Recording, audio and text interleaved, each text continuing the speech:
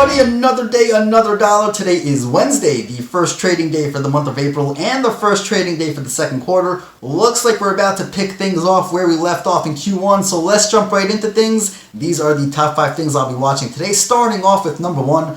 The coronavirus outbreak in the United States is showing no signs of slowing down, with total cases reaching almost 190,000 according to data from Johns Hopkins University. The death toll continues to climb as well, with the virus claiming the lives of more than 4,000 people. Nearly half of all U.S. cases come from New York, with the total number of infections over there climbing to around 80,000. Governor Andrew Cuomo has been giving his daily updates at around 11:30 a.m. Eastern Time, so stay alert to that, as the market has been reacting to info coming out of there.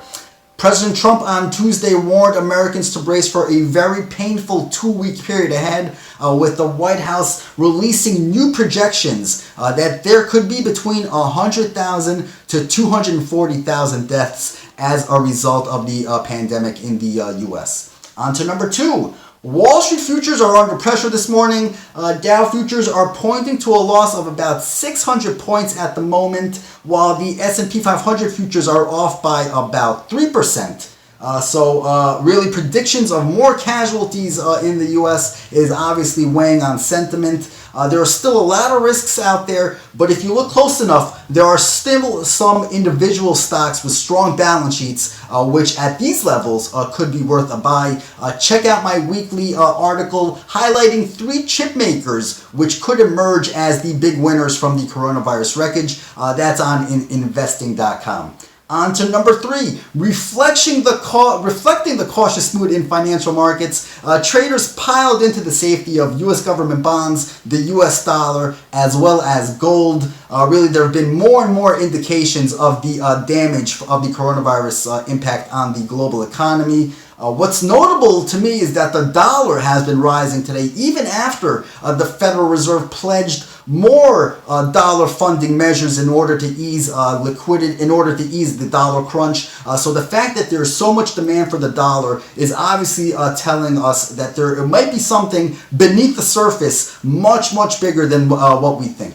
On to number 4. In commodities, oil prices are dropping again this morning, falling back towards their lowest level in 18 years. U.S. crude is down by about 2%, trading near the $20 mark. We saw at the start of the week they fell briefly below $20 to hit their lowest level since February 2002. We get weekly supply data from the Energy Information Administration this morning, and expectations are that the data will show a build of about 4 million barrels in crude oil stockpiles.